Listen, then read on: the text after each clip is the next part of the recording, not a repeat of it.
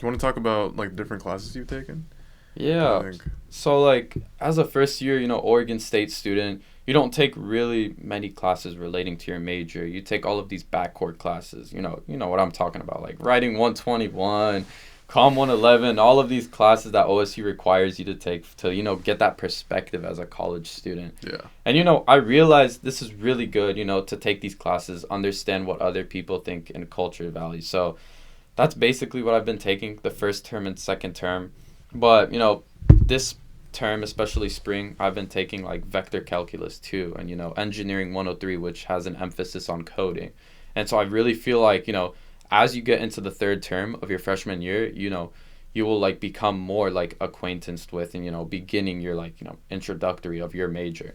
So that's what I feel. That's what I've been doing. Other students have been taking, physics classes or other classes relating to their major, but what my path was to focus on these backcourt classes first and then get to my engineering major requirement classes like later down the path.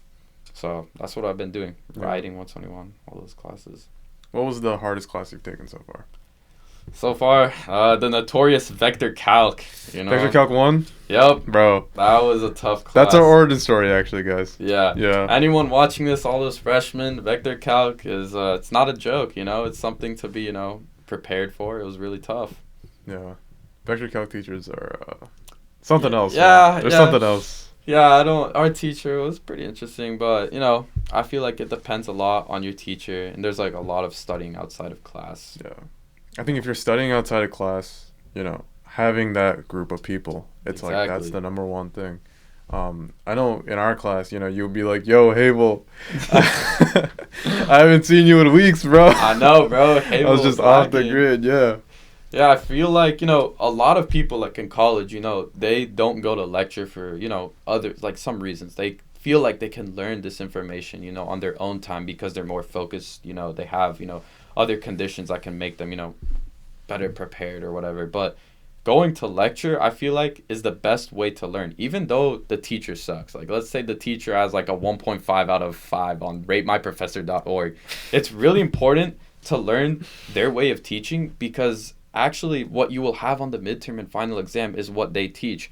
I've noticed for like, so many classes like Vector 2, my professor was teaching in a way that was like very different than the curriculum, but so many people missed out on the, lectures that when they pull up to the midterm exam, they had no idea what the problems were asking because it was those little stuff, my professor was including in the lectures. It was like, stuff about physics, electromagnetism equations, like Navier-Stokes equations, all of this stuff.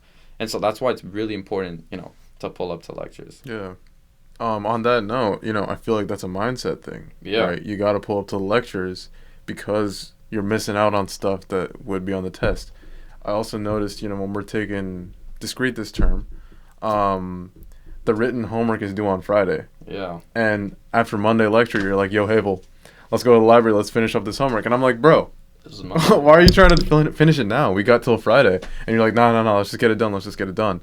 I want to circle back to this a little bit more. We can talk about it later, but just briefly, like, where does that mindset come from of just getting things done? Yeah, so like I kind of have this mindset of not procrastinating, right? I always want to get stuff, started on, even if it's just little chunks of it. So like a big project, I have like, a timeline of what I should do or like what events I should complete on this project.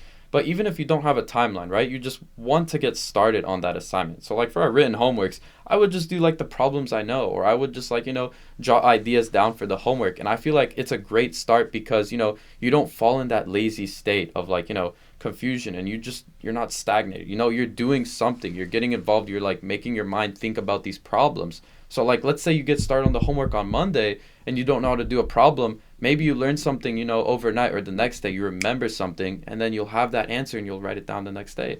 So that's why it's just great to like get started early on like every homework assignment you have. Even if you have like a lot of extracurriculars to do. I understand it's like college. It's just great to get earlier like started. It's a great thing to do. So let's say you've got a lot of homework, a lot of things to do. It's finals week. I'm sure you have a lot of things on your plate. Yeah, dude. How do you break that So kind of stuff down? What do you use like a to-do list or do you just write it down? yeah, so the Valley Library actually provides like these academic planners that like go through every single week of the term And so my way of organizing like my schoolwork activities, projects is to jot them down in a planner. I just have like 2 rows like on every single day, due today and what's happening today. And every single assignment I just jot down into my planner. And so I believe like since October or November of last year, I just have assignment after assignment of these like, different classes. And it's like something important to have because you're always on top of stuff. You're always on track of what to do. And so like, let's say I'm studying for finals right now, I'm sure you're like stressed out pretty too. I'm like my like, goal is to get all of these assignments done and then also try to put in, a little bit time to study for these finals. Cause I feel like you gotta, chunk it out, like, make them into blocks and just like go for it. Have you ever fallen behind and like procrastinated on stuff? Yeah, definitely. So I've procrastinated a little bit for studying in discrete math. So like I know for the midterms, they were talking about like probability and counting and I understood how to do this stuff, but like I was getting answers from some friends and I didn't really understand it truly. Some friends. Yeah, some friends. Some friends online. Some friends online. Guys, don't use ChatGPT. That's not good to use. Yeah, that's a bad idea. Yeah, so I was using, friends to do my homework assignments and stuff. And when it came to the test, I was like, what the hell am I doing? Like, I did not know what to write down, I was like trying to do stuff, but it's just really great to go through that struggle. It comes back again to that struggle and that discipline of pain. If you're not willing to put the work in and if you want to get the answers from like an online source like ChatGPT or Chegg or like Homeworkify, like those websites. You're just listing. All right. You go here, and here. I got my ways, I got my ways. If you're a new freshman at OSU, go to these 3.